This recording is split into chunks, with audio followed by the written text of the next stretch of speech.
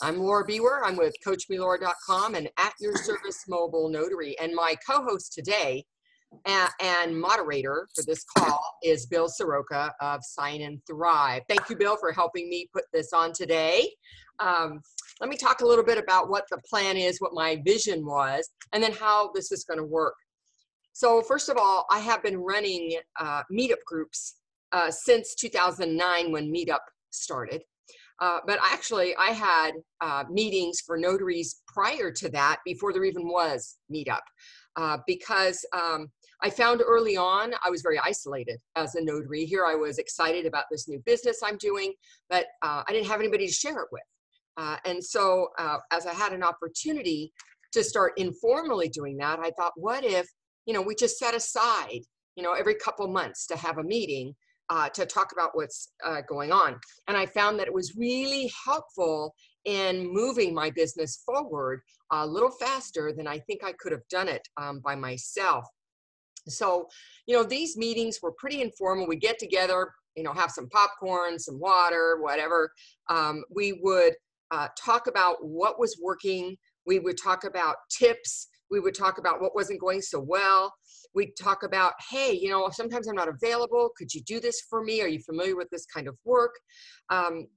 It started to make me feel connected and part of a community before we even realized, there was a notary community. Sometimes we discuss notary law because for a lot of years between 2008 and 2010, we had buku law changes, and California did, 30 of them in 1 year. So there was a lot for us to discuss and to figure out. I got new ideas. I figured out how to tweak existing ideas. We brought sample documents like, have you ever seen this? What the heck is this kind of wording? And we started really evaluating and educating ourselves so that we weren't just rubber stampers. Back in the day, this is back in like 2004, and I'm sure before that, if you fogged a mirror, and you had a stamp, you were qualified. That's not what it's like today.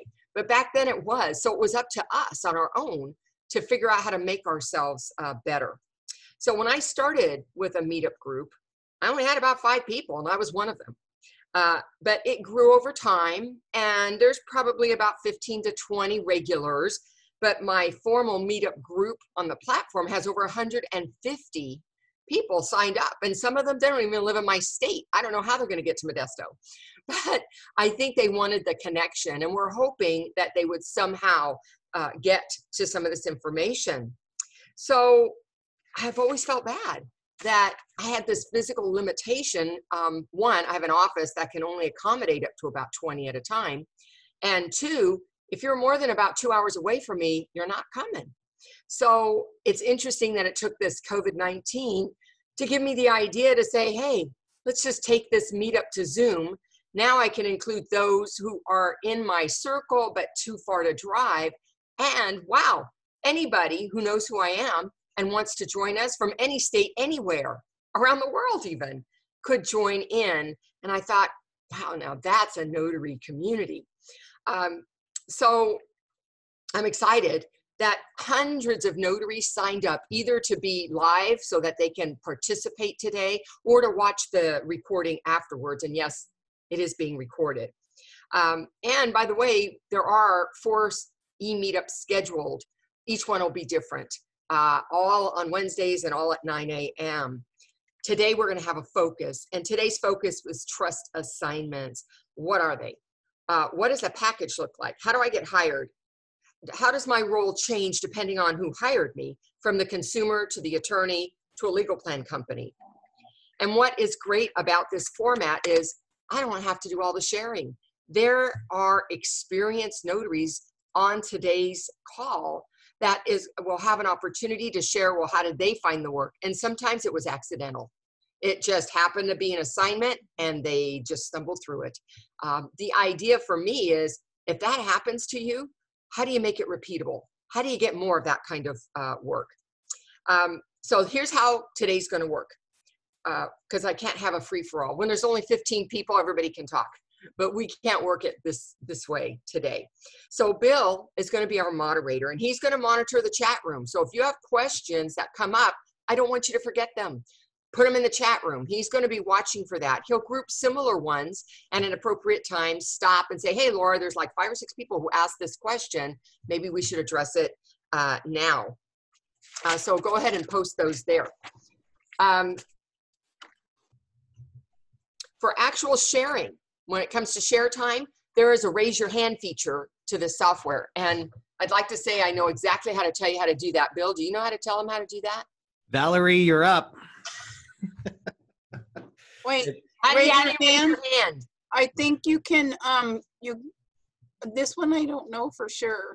Well, let me go to participants. I think I've seen it. Raise hand. So go to participants. Yeah, you have to have the participant window open. Participant windows, and then you can raise hand.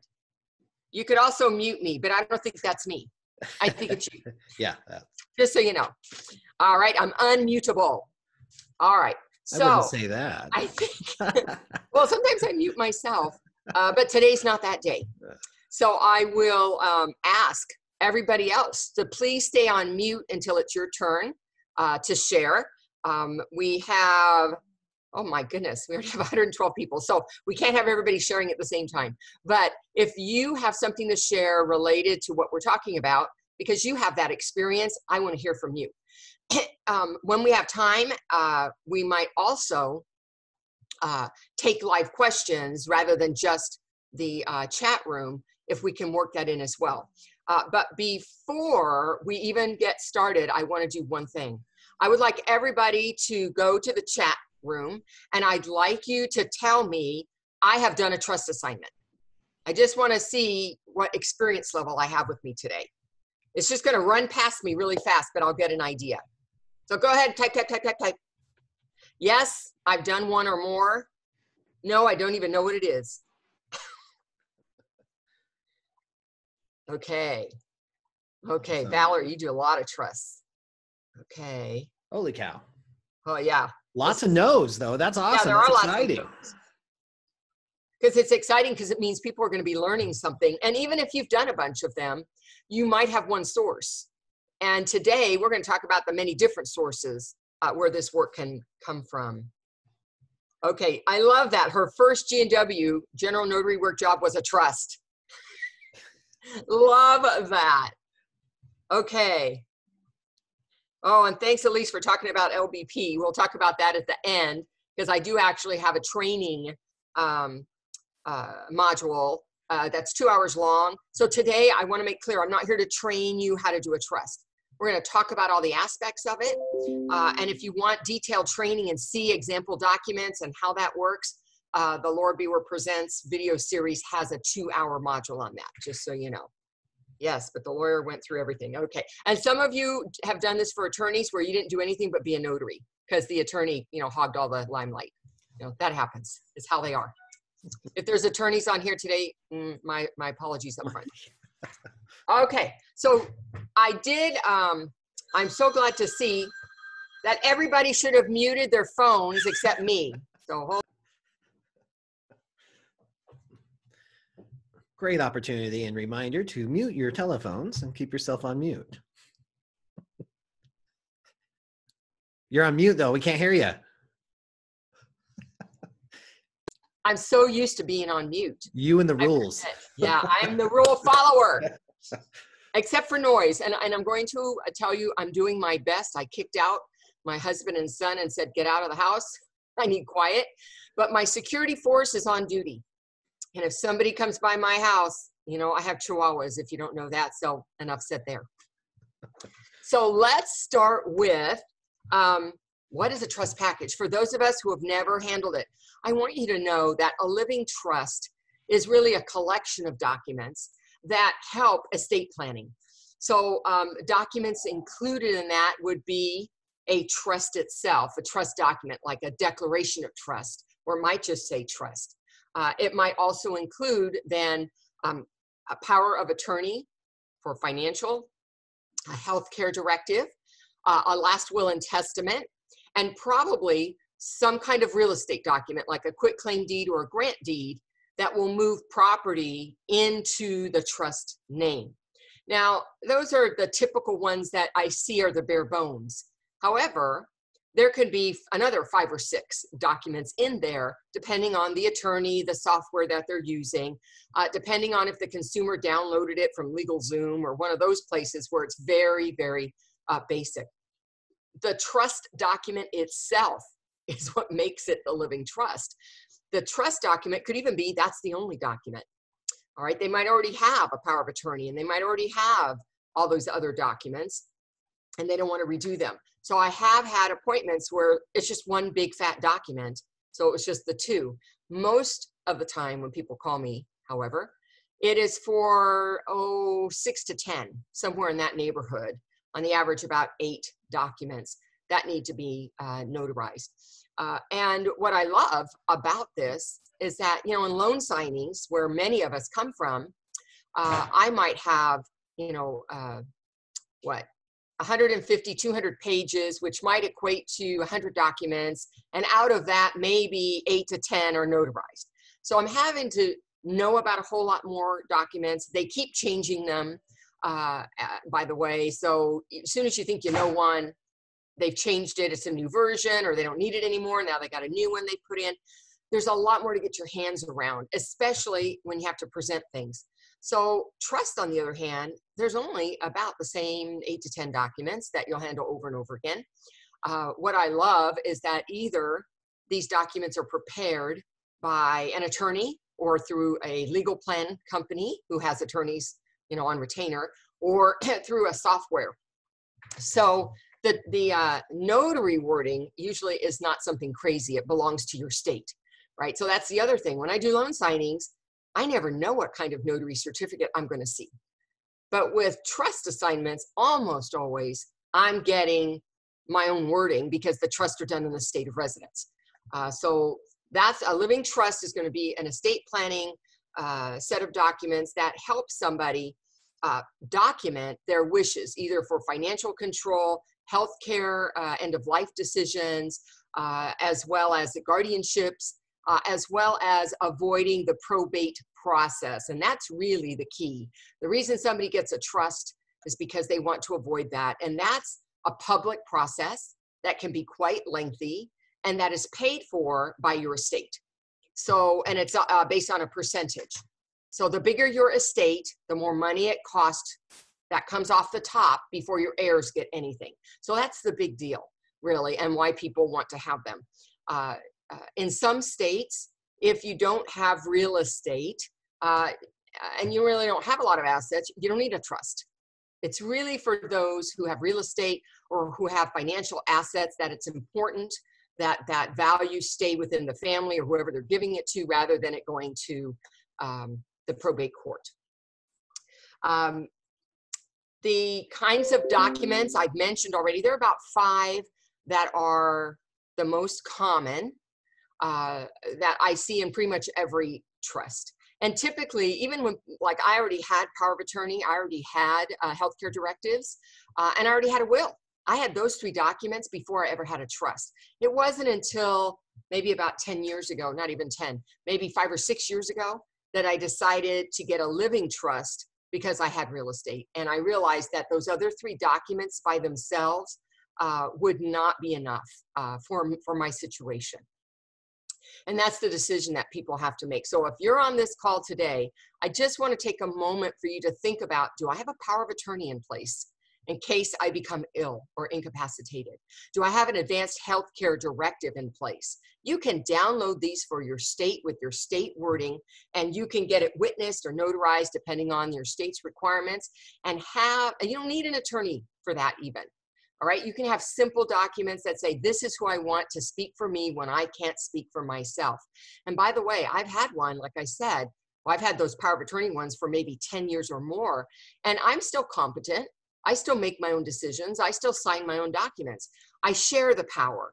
That's really what it's about, as I'm nominating somebody to share my power of decision-making and signature, whether or not I'm able to do it myself, maybe it's just a convenience, or whether it's because I'm no longer able. So I know today's meeting is really about doing this as the job or an assignment, but take a moment and think about yourself. I recently did a YouTube video about, looking at yourself for a moment and taking care of your own business and making sure that you have what you need.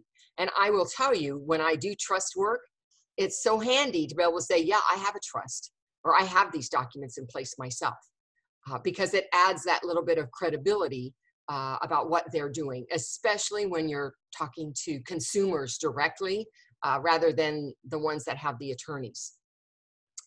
So I am going to tell you who hires me, but then I want to see those of you who said you're doing the work, who's hiring you. So I'm hired by consumers who download trust documents from the internet. Rocket Lawyer, LegalZoom, there's a whole bunch of them out there that will produce boilerplate documents for you. And then they send them to you and you go find a notary. And then that's how they end up finding me, is because of my website, because of my Yelp, or because of Google My Business, right? So the internet is how they're finding me. That's Laura, one way. Laura, can we interject a question Yes. right here? So I'm so glad that you talked about that. Patty literally just asked a question about the DIY packages. Right. Could you maybe expand just a little bit? If they were to be DIY, where the consumers download them themselves and fill it out, is there anything in particular that you found that stands out that you need to be looking out for on the DIY package that's different from an attorney package? Well, or is it pretty straightforward? I think it is straightforward. Mostly what I see is that there are a lot of documents not being used in a do-it-yourself package that the attorneys have, or they may have even split it up. So for instance, HIPAA requirements. Attorney packages tend to have a document just for that. Whereas the do-it-yourselfers, it's within the Advanced Healthcare Directive. So sometimes they split things out. They have additional documents. They have additional documents that they've created for their clients that you're not going to see in the do-it-yourself. But the do-it-yourself is great because it's inexpensive. You interface with the software yourself, but it's great if you have a basic estate plan. If you have blended families, if you have complicated financial situation, do-it-yourself is not the right idea. All right, it's like I don't do my own taxes anymore. You know, I own a business, my husband owns a business, we have rental properties. It is too complicated. I let a professional handle that. And that's how I see it. When I got my trust, I did not use a do-it-yourself because it's great if you just have, hey, I have my primary residence, so there's my deed. I have an advanced care, I have a will, I have a financial power of attorney, and I have the trust document itself. And I don't really need anything more. And I might spend $400 or $500 for that, or even less. And there's nothing, I don't have any kids that are under 18, you know, there's nothing that makes it complicated. So if somebody who has complicated matters is using a do-it-yourself, I'd be a little concerned about that. But remember, I'm not an attorney and I cannot give legal advice about that. But if I see kids in the house and we're going through the trust to look at the blanks that they filled out and I don't see anything about guardianship, I might point out, oh, and where did it allow you to appoint guardianship for your kids? Because you know what, when you do it yourself, you might accidentally not fill something out. And so now something you thought was covered, it's not covered. And they didn't notice that. I just had a notary call me yesterday. And she said, you know, the power of attorney, I don't know who developed it for them, where they got it. But in the end, she said, I didn't notarize the principal signer signature, just the witness. I thought to myself, I've never in all my years just notarized the witness. It's always the principal signer, maybe the witness in addition, but not just the witness. And so she's calling me because she's concerned that this document may not work for her because the principal, although she signed it, that part was never notarized. And again, I would not say, hey, that's wrong if I had that customer, but I would say, you know, my experience is yours needs to be notarized. That's usually what happens. Do you want to take a moment and call the attorney or call somebody or do something? Or you can even do it after. And if you find you got to change it, I can come back. So there's nothing wrong with pointing an observation out. Just phrase it in a way that suggests they may want to look into it rather than that's wrong, because that's not my place to do it. Okay, so I hope that was helpful. So I'm talking about who hires me. Consumers hire me. Attorneys hire me. They hire me, again, because of the internet, but because I've been doing this for a while, they hire me because one attorney talked to another attorney. These attorneys, my office is in downtown Modesto, and it's like attorneys are everywhere. And I'm only, 4 blocks from the courthouse. So they're everywhere, and they all talk to each other. And so that's how I end up getting phone calls. One from another says, hey, I know you did this for so-and-so. Do you have some availability? I need something. My regular notary isn't here. Could you come in and help me? And that's usually how I get my foot in the door, is I'm the backup, right? But then after they've had me, a lot of times I get called back as the backup person, because, you know, their notary isn't invincible. They can get sick. They can go on vacation. They can be on maternity leave. They can have a lapse in their commission. I mean, they could quit. Lots of things happen, and I've already been their backup. So that leads them to rely on me. So I love that. So that's consumers, attorneys directly. Then I have legal plan companies who hire me. They go out selling the trusts and why people need them, sign people up. And then a legal plan company prepares the documents after the principal signers speak to an attorney, usually by phone. And so that's called an attorney assisted. The do-it-yourself, there's no attorney. Then there's the attorney assisted. And every time you go a little higher, it's going to cost a little more. And so I'm connected with legal plan company, and I have a territory. And they are not like a signing company. So when I mentioned this before, people are like, well, tell me who it is so I can go get signed up. It's not how it works. They are very loyal to the notaries that they utilize in the territory where they're at, and they really do have an established relationship with me. They know who I am. They know that if I call them from the table because I see something isn't right because I know their package, they are on the phone to help me work through that. And there are times when they deal with their customers outside of the trust. And when the customers call them to say, oh, I need to get this other thing notarized, they'll say, you know what? Here's Laura's number. When you're ready, go ahead and call her. Now they're paying for me directly at that point, but they're referring work back around to me rather than just saying, oh yeah, you know, just Google a notary and any notary can take care of you. So it really is a strong relationship with those companies. And those are the 3 major ways. So consumer direct, attorney direct, legal plan companies. That's probably those 3 are the way I get most of my assignments, and referral work.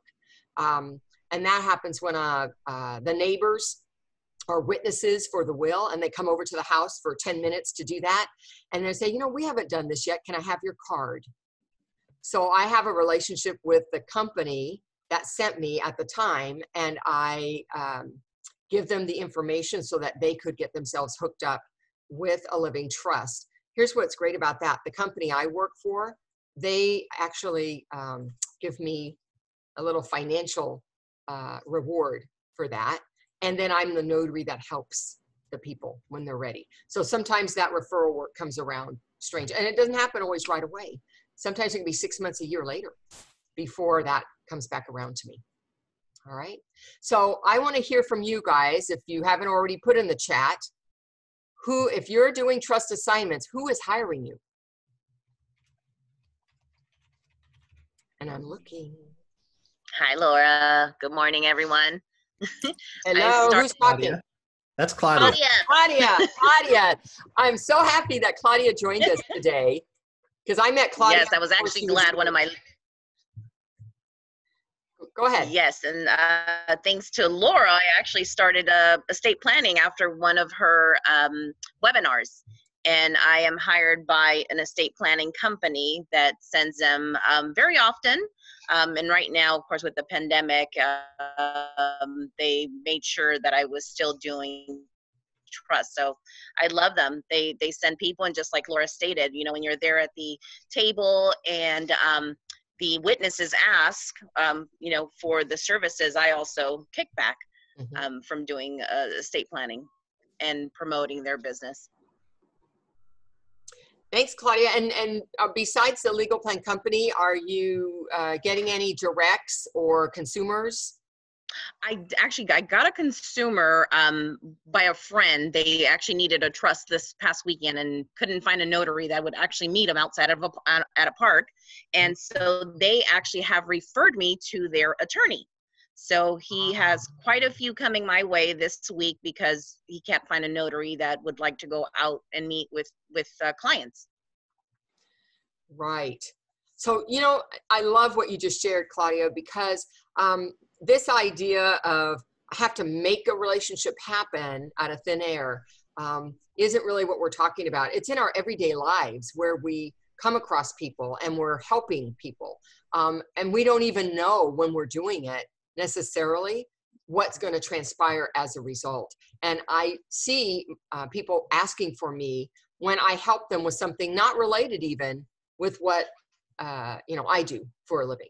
But then the opportunity comes back around. They're like, oh yeah, let me give her a call. And they'll say, hey, you might not remember me, but you know, I met you, blah, blah, blah. And we were having this issue and you gave us a recommendation on who to see about that.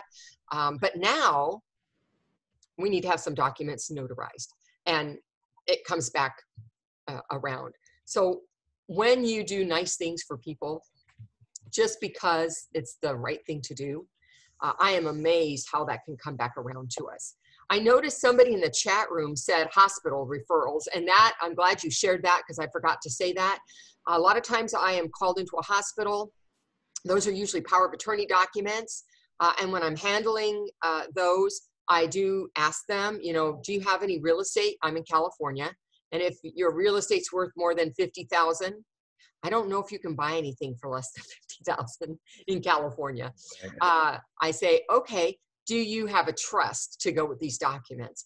And when they say no, I let them know they may want to talk to an attorney or a paralegal who prepares these and talk about the benefit of perhaps creating a trust for themselves that these documents would become a part of.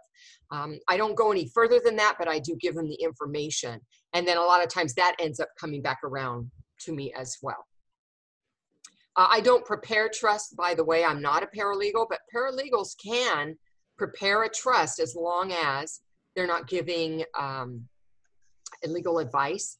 And so I have several paralegals or LDAs, legal document assistants, who prepare trusts, but they live a little bit out of the area. So they take care of everything by phone and they prepare it. And then when it comes to notarization, they'll call me and ask me to be the representative to notarize and take care of that part for them. So that's another way. And that's because of my relationships with paralegals. They do so many things I cannot do.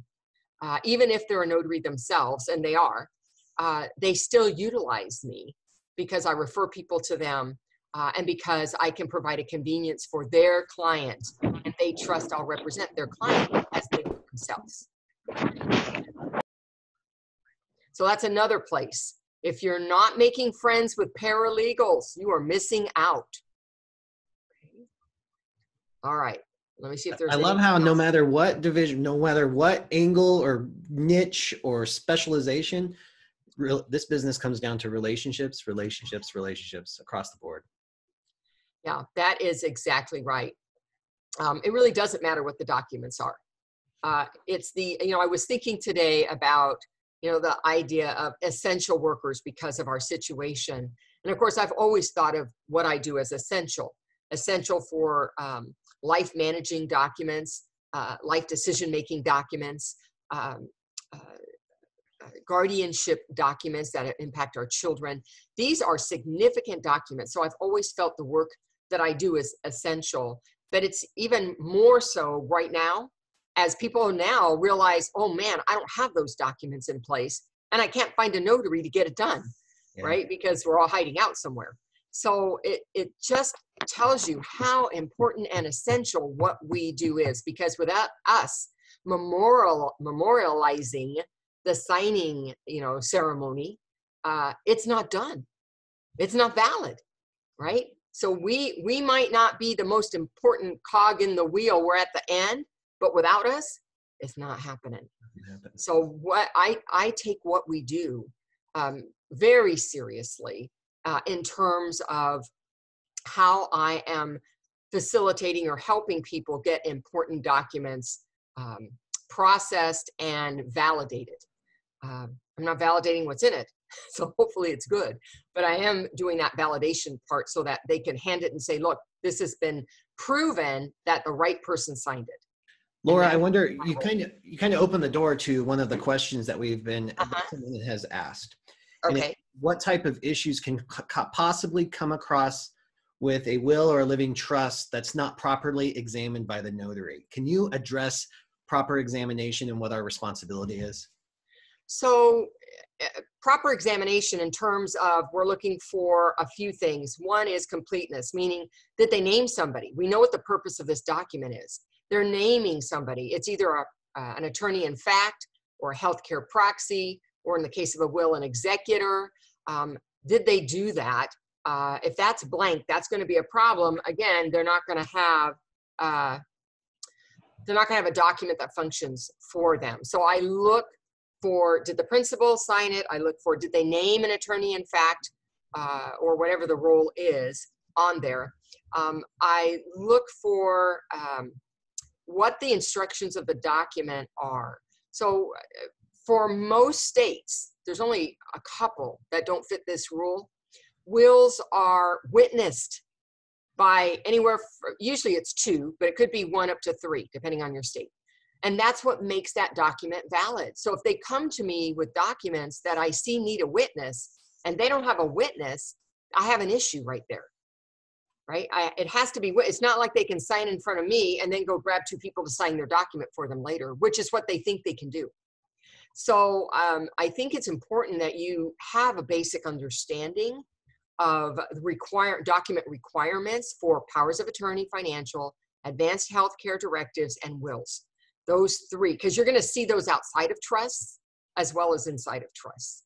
And when you get the attorney package, it's done. I mean, really, there's really nothing for me to worry about. But when I get the do-it-yourselfers, that's when I'm looking a little bit more deeply to make sure that all the places where I know they're probably having to insert a name or some piece of information, that they've done that as part of my completeness.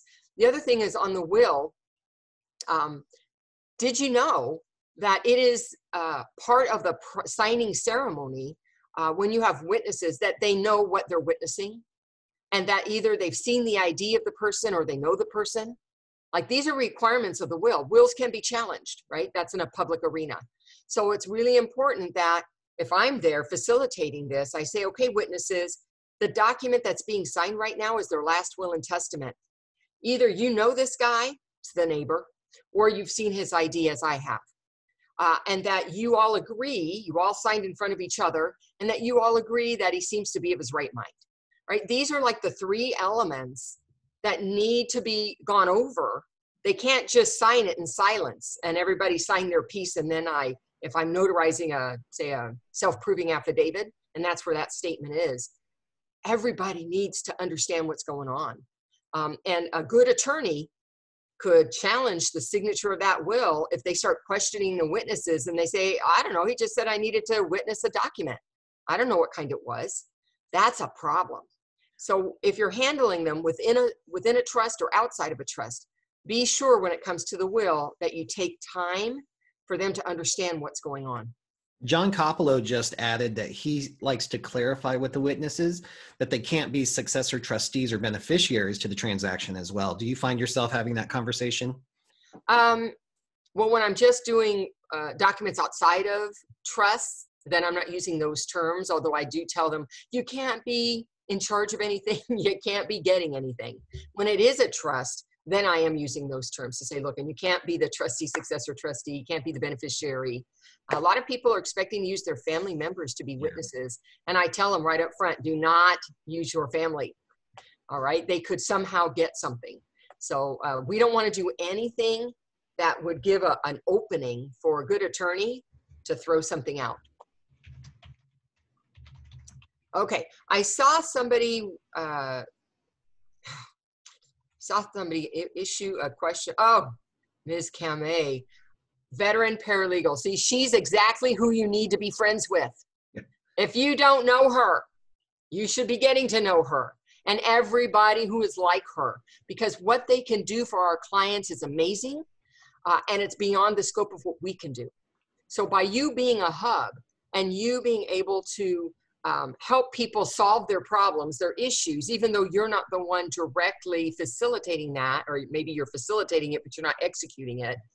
This is how we help the public the best, is have the right professional handling what needs to be done. And when I do trust work, my best friends are LDAs, best friends ever, okay? All right, so we talked about what a trust is, what kind of documents are in it. We talked about who's hiring us. What about our role? And our role changes. Would anybody like to talk about the different amount of responsibility they have when they're handling a trust?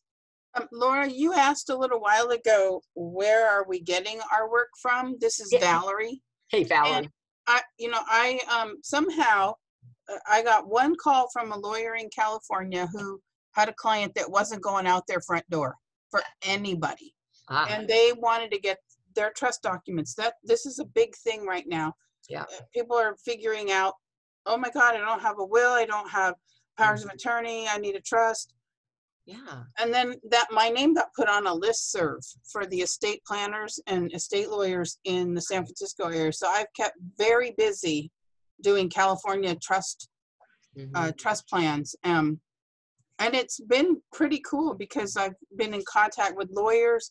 I've learned a whole lot. Yeah. It's a lot. Your durable power of attorneys are about 25 pages. Ours are 5. Yeah. In Texas. I mean, but you give me a great idea to contact some of the assistants, the paralegals in the estate planning offices here. So thank you. Yeah, and not only can they be helpful in terms of referring work, but I'm really talking about even knowledge exchange. When I don't understand something, I will look to who would know that kind of information.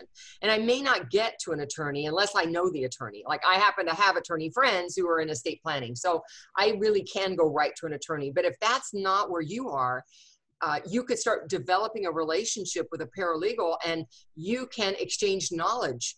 And that is so awesome to be able to have somebody to talk about this for you, because you're learning, and for them, because we're shining the light on somebody who has a particular expertise. And you're saying, look, I see you as the authority. I see you as the person of expertise. Help me understand this so that I don't misrepresent something. And it's fabulous. That has a lot of my learning has come that way.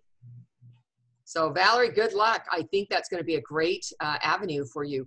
And you know, with all this emergency orders for remote notarization, for testamentary documents, you know, wills, there's a big deal about this. And they don't want wills to be done remotely. That's an issue in almost all the states. So I think there's only 1 or 2 states have made some kind of exception for wills. The rest of them are like, no, you can't do that. So remember, when we talk about Ron, it's not for all documents. Not all documents qualify. Not all people qualify. And so I love the idea that borders are kind of opening up. You know, I only notarize right now for the people of California. Those are the only people I notarize, they are here. They could be visiting here, then I could take care of them, but my physical limitation is right here. And to think that there'll come a time, and I know there will, that I'll be able to serve people beyond that. And even with these kinds of documents, it's pretty fabulous, because look how it opens up your world.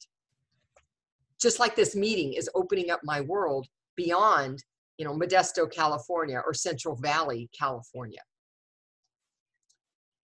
All right, there was something else. Oh, the role. So we were talking about the role. Valerie, thanks for sharing.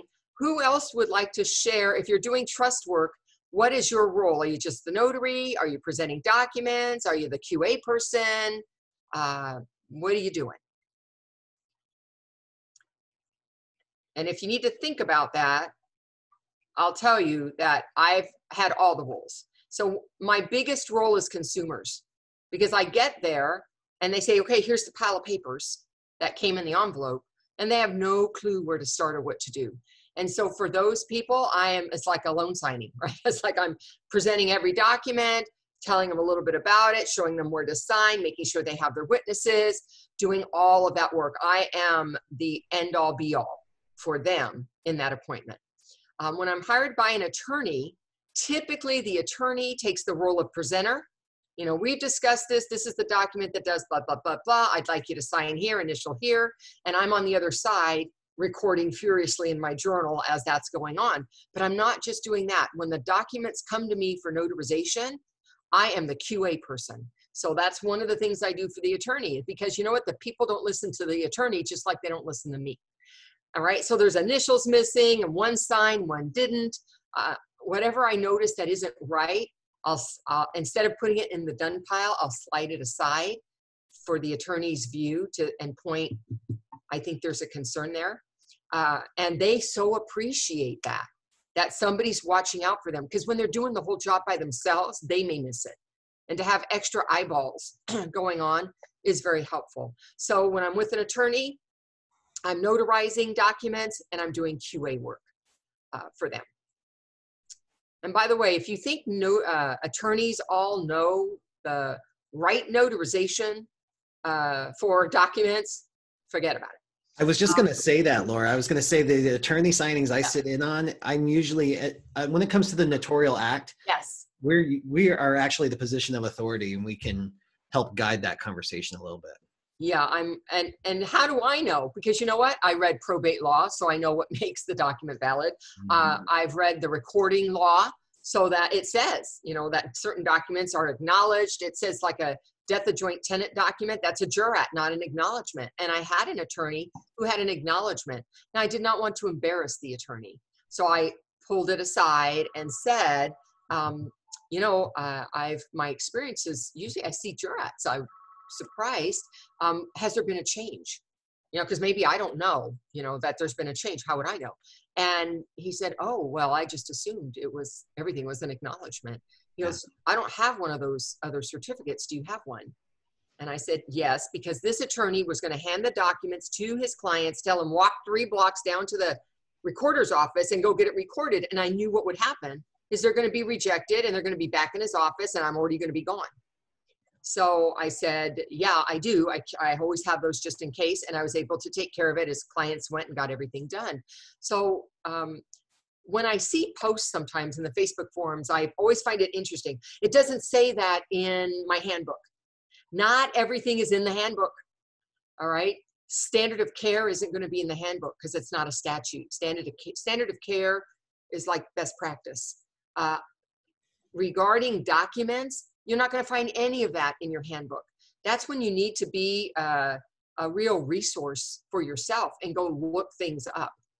Probate code is full of great information when it comes to powers of attorney and healthcare directives and what the requirements are for your state for it to be valid. That's how I know about wills and that it has to have 2 witnesses, and that the notary typically isn't the requirement, it's the 2 witnesses, and you can't exchange it. Because I went and researched these things. And I talked to my LDA friends and my attorney friends. So that's how you start gathering, you know, this information. And, you know, information is power. Share the power. You know, it doesn't take any work away from me to share with you, you know, what I know. And then sometimes my role is kind of in between. Sometimes the attorney has to do something and he'll say, hey, could you keep the ball moving for me here? And I'm going to go do something and I'll be right back. Maybe he had to correct a document. And that's the nice thing is, you know, you're right there in the attorney's office. They got a problem with the document. They walk over to their computer, fix it, reprint it, and there it is. So I will help keep things moving if he has to step out and do that. So I've had varying amounts of responsibility. How about you? Anybody want to share about their amount of responsibility when you're handling trust documents? I'm not sure if she's trying to talk. Accidental. Mary Ellen commented in the comments. She says she's the one that runs the show on everything. And I love doing that. And you know what? It takes, for me, because of course I'm in California, with 8 to 10 documents, 2 people, it probably takes me about 1 hour and 20 minutes to handle a trust assignment. And California has the most requirements for journaling, and we're on paper journals. So an hour and 20 minutes is what it takes me. And that's because everybody works at the table for me. Nobody gets to sit and wait on anybody. When they're doing something, I'm doing something. And that's how it works. Otherwise, I'd probably be there at 2 hours, you know, if I did all the journaling at the end. I partially journal as I go and track, and then I backfill every time they want to look at something. And then at the end, I collect their signatures and thumbprints. So trust appointments, let's talk about timing. If you're with an attorney and you're just the notary role, it's not going to take very long because you're going to be able to be journaling while they're presenting. And I would say my average appointment with them is 30 to 40 minutes at the most. If there's not a lot going on, it could even be faster. When I'm running the whole show, it could be up to an hour and a half for 2 people. So your timing can be similar to loan signings. It's just you don't have as many documents to present. Every document you're presenting practically needs a notarization, whereas a loan signing, only about 10 of them do, and the rest of them don't. Laura, real quick, we've got a question from John to address your exact question, but also Vlad just asked a question for California specific. Do you put your do you document your witnesses in the notary journal? So that would be called a standard of care.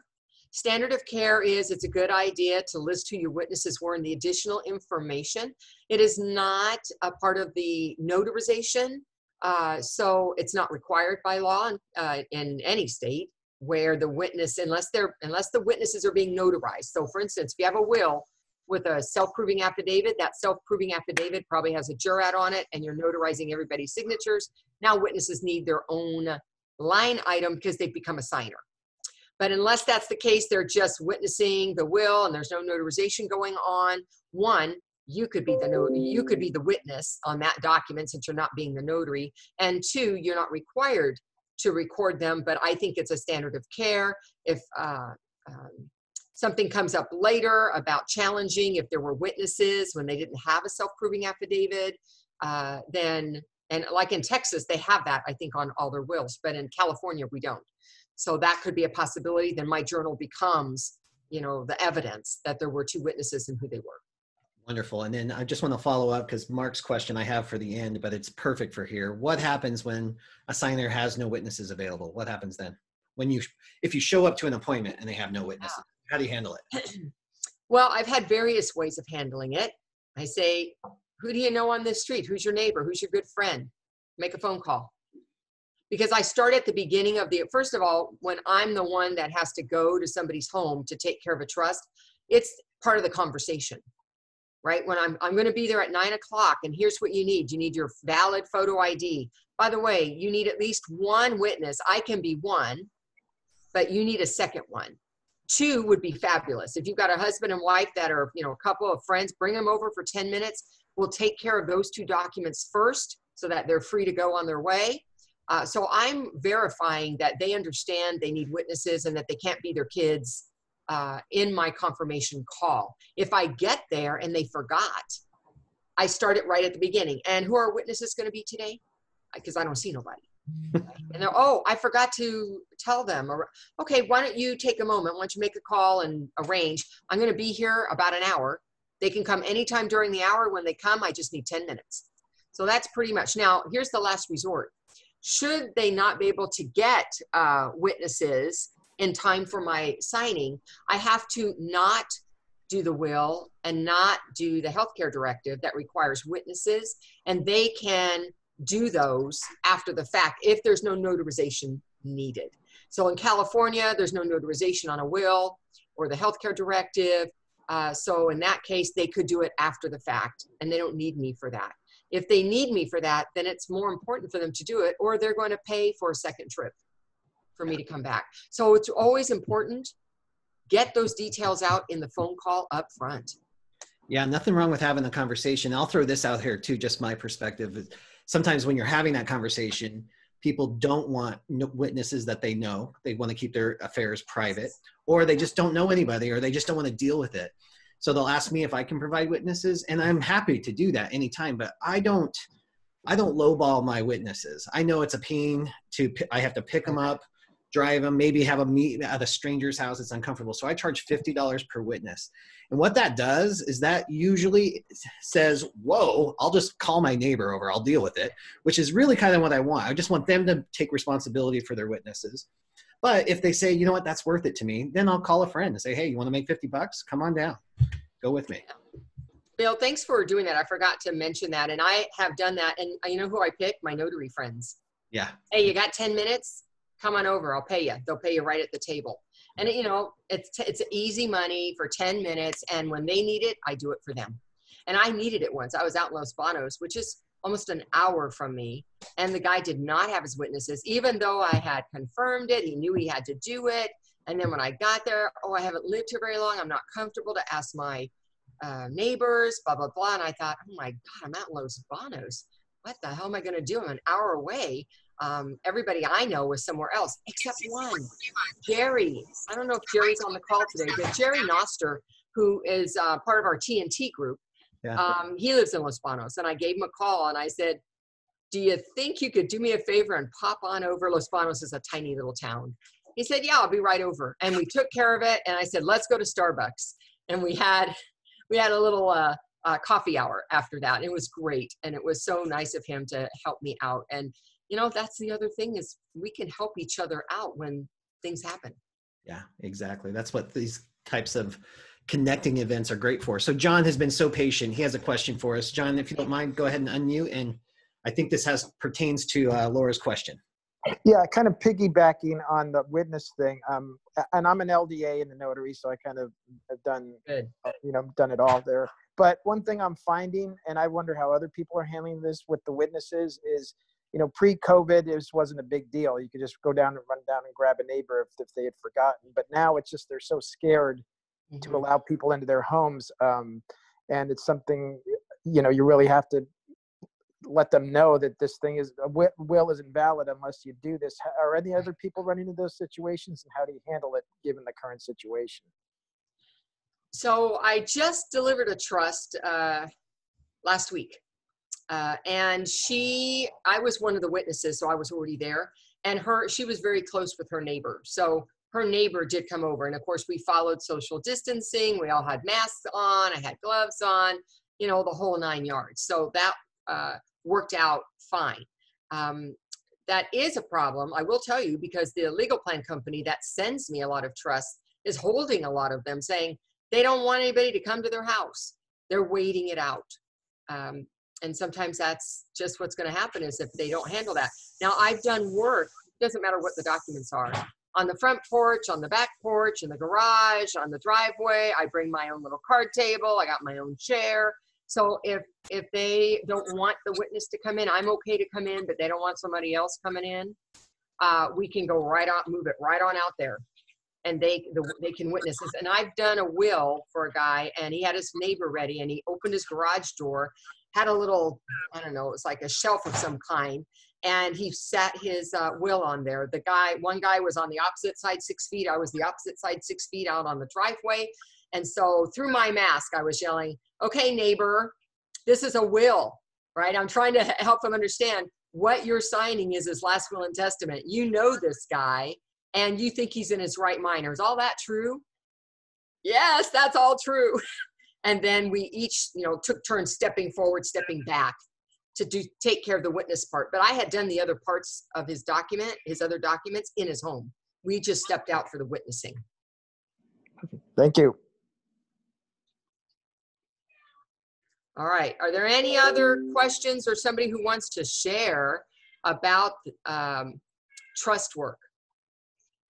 There are some other questions, Laura, from previously in the chat. So when you're ready for those, let me know. I think we're ready now. We're ready now. Okay, great. How do you advertise to draw this particular service? Is there keywords or what? Yeah, trust would be a keyword. So if you have a website, if you have a profile, 123 Notary, signingagent.com, SnapDocs, wherever you got a profile, make sure you're putting living trust or trust in there so that they know that you know how to handle this kind of work.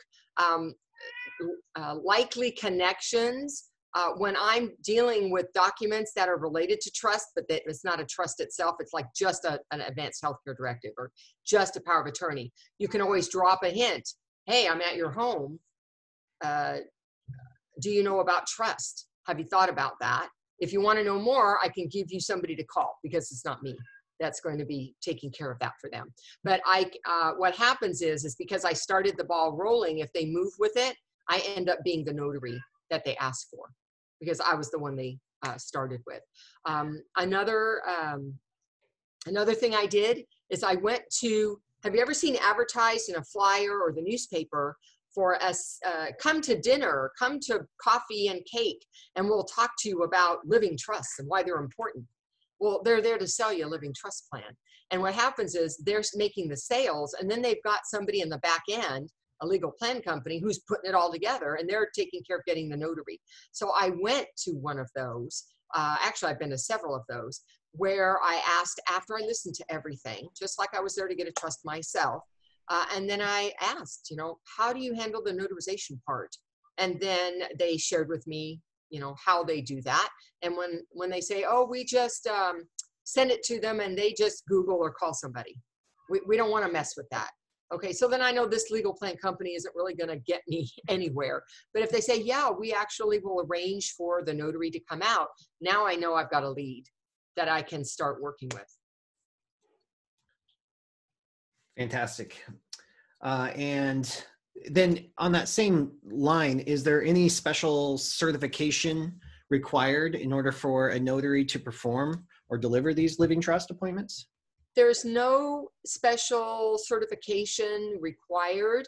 A notary could accidentally be asked to handle this, and they don't know anything about it, and they would treat it as, well, I look for the notary certificate and that's all I know.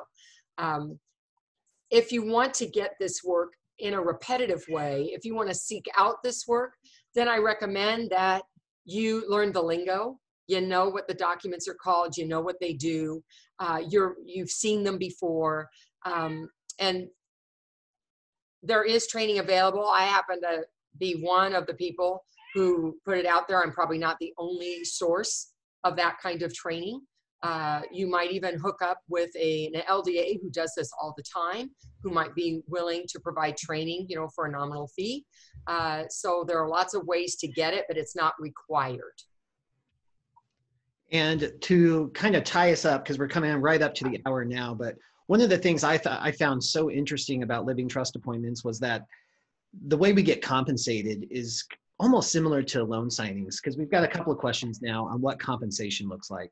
Can you talk a little bit about that and how it ties into the scope of what we do? So it depends on who's hiring you. And it depends on if you do really have a living trust package or if you just have a trust document. So when I'm doing mobile work and they say I have a trust, I don't know if they know what that means. I have to say, do you have 5 or 6 documents to notarize, or you just have one? Because it's just going to be travel plus the notarization when it's a few documents. If I get there and it turns out they got like the whole 9 yards there, I'm going to offer a package deal. And I'm going to say, look, I'm going to include my travel. I'm going to navigate all these documents. I'm going to collect all your signatures. I'm going to notarize documents. I'll even be a witness, and I'm going to do it for X amount of dollars. And it's probably in a similar range for loan signings. It could be anywhere from $150 to $200, somewhere in there for 2 people. And you're looking at, an hour of your time at least. Could be an hour and a half, depending on how fast or slow you are or how many documents they really have. Legal plan companies usually, and attorneys like package rates as well. They like to know up front what it's going to cost. Just a flat rate, yeah. And what I've found too is many of our students and mutual students, they don't even take loan signings anymore, especially on the West Coast, because these living trust appointments they're lucrative. There's a certain satisfaction that comes with them because you're helping people get that peace of mind knowing that their affairs are in order. So it's really powerful appointment. So Laura, I think this is a perfect time. We have lots of questions about what Laura Buer Presents is, how to get information and access to your 2-hour course. Do you want to talk to them a little bit about that? Yeah, so I have Laura Buer Presents is a series of videos that you can watch, and each one is on a different topic. I have over a 2-hour one just on trust. And if you want to see what documents look like, have me navigate them for you, and give you pointers on how that works, talk about where you get the work, all of those nitty-gritty details, then you'll find that. But there'll be 6 other videos besides, all in the general notary work area, each one a different expertise, because I see loan signing as only one expertise that I have. And then under what we call general, I don't even know how that umbrella came to be, I have lots of different expertise in environments like jails and hospitals, or specialty documents where I go into detail about powers of attorney, last wills and testament. So if you're interested in learning more about documents and about process and how that works, I think we have 7 videos, different videos right now in that series. Yeah, and we have a new one coming out in May, and that'll be on apostille work. So every so often I'll be adding more to it. And if you're interested in that kind of training, go to my website, coachmelaura.com. And if you scroll to the bottom of my homepage, you'll see Laura B. Represents. Click on it. Here's the secret. It's going to take you to Bill's website, notarycoach.com, and that's where the actual ability to purchase it is. And a lot of people on here I see are TNT people. I recognize you. So if you haven't done it, but you decide you want to do it now, we're going to let everybody use the TNT code. The code is TNT. And that's going to give you a 15% discount if you decide to get it. Once you pay for it, it's yours forever. You can download it over and over again. You can watch it as many times as you want. And any new material I add to it is yours as well. You never have to pay any more for it. And I expect to fully to continue to identify expertise in certain areas as I identify them and make that available to you. The other thing I'll throw in there too, guys, is we have a smartphone app that makes accessing this course material super easy to do. So it's like having Laura in your pocket anytime you need her. So you can literally skip right to the module you need right before an appointment, catch up, listen to the parts you might have questions on. It's really a powerful tool. I wish this kind of a resource was available when I first started in this business. I wish I was available when I started this business. Yes, exactly. All right. Well, should we go ahead and wrap up, Laura? I think we should. And I'll tell you, if you did not have an opportunity to ask a question, or you asked it but we didn't catch it, or you didn't think of it till later, you can reach out to me. My email is my last name, Biewer, B-I-E-W-E-R, @sbcglobal.net. Or you can go to my website and schedule a call. I have free quick calls. They're 15 minutes. And you have 15 minutes to tell me whatever it is you want to say or ask me whatever it is you want to ask me. And I'm happy to handle any follow-up. And here's another, brings up another really good point too, of value to the Laura B. Represents library is the private Facebook group and the community that comes along with that. I mean, it is just general notary work questions. That's what everybody's interested in that group. So if you're craving that level of community and that level of support, definitely jump in there. All right, guys, thank you so much for growing yourself and your business on a Wednesday morning. Laura, once again, thank you for having great ideas that bring so much value to our community. Really appreciate it. I love being a part of it with you. Thank you. Thank you. Bye all. All right, Next bye-bye. Wednesday.